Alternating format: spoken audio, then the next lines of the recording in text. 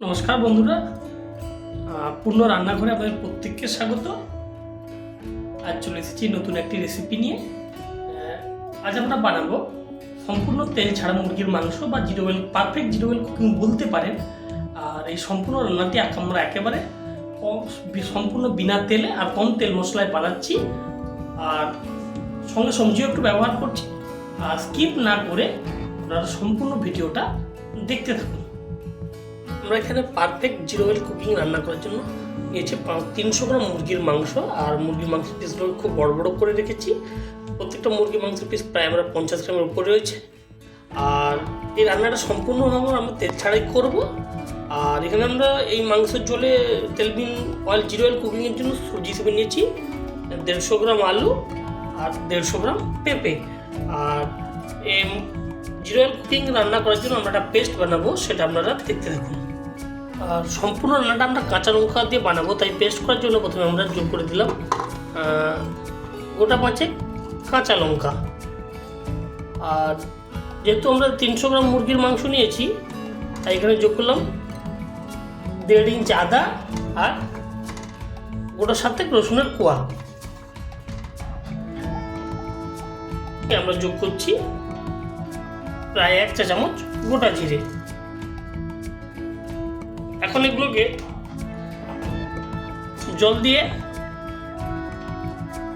ভিজিয়ে 20 মিনিট মতো রেখে দেবো, তারপর নিয়ে যাব পেস্ট করার জন্য। আর আপনারা দেখতে থাকুন কেমনভাবে আমরা পারফেক্ট জিরো অয়েল কুকিং তৈরি করছি। জিরো অয়েল কুকিং কিংবা বিনা তেলে মুরগির মাংস রান্না করার জন্য আমরা ওভেনের উপর কড়াইটা বসিয়ে দিয়েছি আর ওভেনটাকে অন করে রেখেছিলাম। যেহেতু সম্পূর্ণ আমরা তেল ছাড়াই করব, আর একবারে গ্যাসের ফ্লেমটা লো রেখেছি, যাতে না কোনোভাবে কোনো মশলা কিছু পুড়ে যায়, যাতে না পুড়ে যেতে না পারে, সেই জন্য আমরা একেবারে লো ফ্লেমে রেখেছি। আর যেহেতু আমরা ফোড়নে গোটা জিরে পেস্ট ব্যবহার করেছি, তাই ফোড়নে আমরা গোটা জিরে ব্যবহার করলাম না, আর ফোড়নে শুকনো লঙ্কার ব্যবহারও এখানে আমরা করছি না। এখন আমরা এই গরম কড়াইয়ের উপরে যোগ করে দেবো প্রায় 50 গ্রাম পরিমাণ পেঁয়াজ কুচি। আর যেহেতু আমরা 300 গ্রাম মুরগির মাংস নিয়েছি, তাই এখানে আমরা 50 গ্রাম পরিমাণ পেঁয়াজ কুচি ব্যবহার করেছি।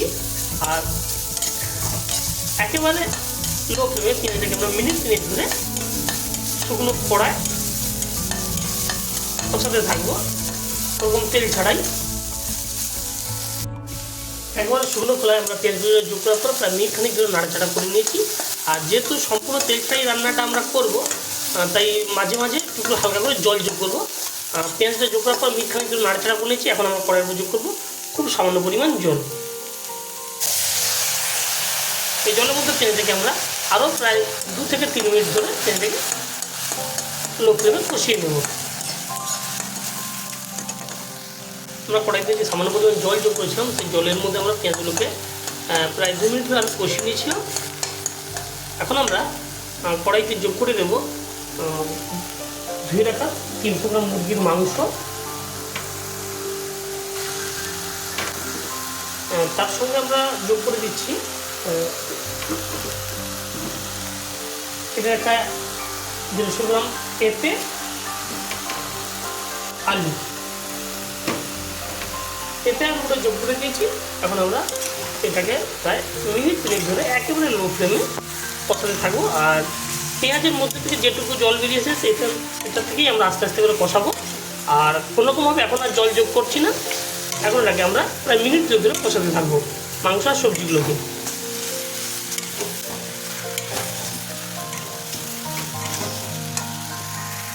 মাংস আর সবজিগুলো যোগ করার পর এটাকে আমরা প্রায় মিনিট ধরে কষিয়েছিলাম। এখন আমরা কড়াইয়ের উপর যোগ করে দেবো 1/2 টেবিল চামচ লবণ। এর সঙ্গে আমরা কড়াইয়ের উপর যোগ করে দিচ্ছি কেটে রাখা 100 গ্রাম টমেটো কুচি। এর সঙ্গে কড়াইয়ের উপর যোগ করে দিচ্ছি আমরা যে আদা রসুন আর কাঁচা লঙ্কা গোটা জিরে যে পেস্টটা বানিয়েছিলাম, সম্পূর্ণ পেস্টটা কড়াইয়ের উপরে যোগ করে দিচ্ছি।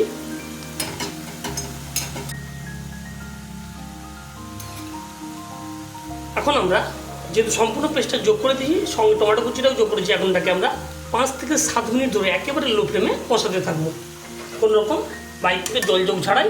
যে টমেটোটা যোগ করেছি ওর মধ্যে থেকে জলটা আস্তে আস্তে করে বেরিয়ে আসবে, তার মধ্যেই আমরা মাংসকে কষাতে থাকবো। এখন আমরা এটাকে 5 থেকে 7 মিনিট ধরে লো ফ্লেমে কষাতে থাকবো।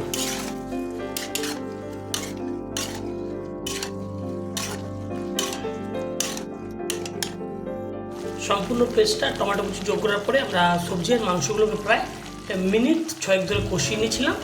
আর টমেটোর মধ্যে থেকেই অনেকটা জল বেরিয়ে এসেছে, আর সম্পূর্ণ রান্নাটা একেবারে লো ফ্লেমে করছি। আর এখন আমরা কড়াইয়ের উপরে যোগ করে দেবো 1 চা চামচ হলুদ গুঁড়ো যোগ করে দিয়েছি। এখন এটাকে আমরা প্রায় মিনিট 2 ধরে কষাতে থাকবো।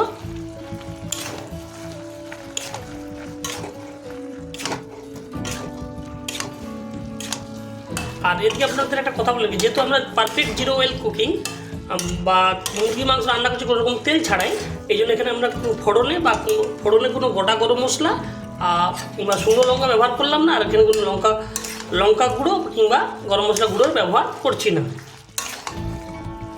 হলুদ গুঁড়ো যোগ করার পর মাংস আর সবজিগুলোকে প্রায় আরও 2 মিনিট ধরে কষিয়ে নিয়েছিলাম। এখন আমরা কড়াই যোগ করে দেবো পরিমাণ মতো জল যোগ করে দিয়েছি। এখন এটাকে আমরা একটু নাড়িয়ে নেব। এভাবে আমরা এটাকে ঢাকনা দিয়ে 5 থেকে 7 মিনিট ধরে সেদ্ধ করে নেব।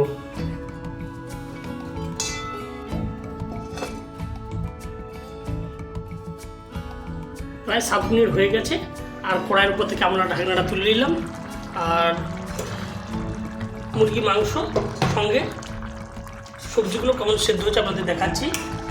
হ্যাঁ, মুরগি মাংস আর সবজিগুলো প্রায় সেদ্ধ হয়ে এসেছে। আর মিনিট খানিক পর এটাকে আমরা কড়াই থেকে তুলে ঠান্ডা হলে অন্য একটা পাত্রে নিয়ে যাব। কড়াইয়ের উপর থেকে ঢাকনাটা তোলার পরে আমরা ফ্লেমটাকে একটু বাড়িয়ে নিয়েছিলাম। আর 1 মিনিট ধরে আরও সম্পূর্ণ ঝোলটাকে এসে একটু ফুটিয়ে নিয়েছি। আর এখন আমরা ওভেনের নবটা বন্ধ করে দেবো। আর ঠান্ডা হলে কড়াই থেকে তুলে অন্য একটা পাত্রে নিয়ে যাব। সম্পূর্ণ তেল ছাড়া মুরগি মাংসটা হয়ে যাওয়ার পর সেটাকে কড়াই থেকে তুলে অন্য একটা পাত্রে নিয়ে এসেছি।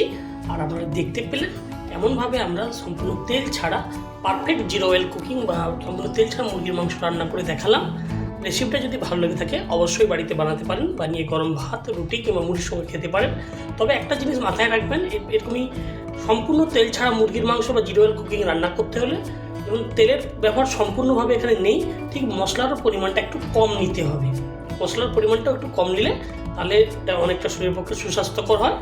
আর এই রেসিপিটা আপনাদের কেমন লাগলো অবশ্যই কমেন্ট করে জানাবেন। আবার দেখা হবে পরে কোনো একটা রেসিপি নিয়ে। ততক্ষণে আপনারা আপনাদের খেয়াল রাখুন, সুস্থ থাকুন, ভালো থাকুন। ধন্যবাদ বন্ধুরা।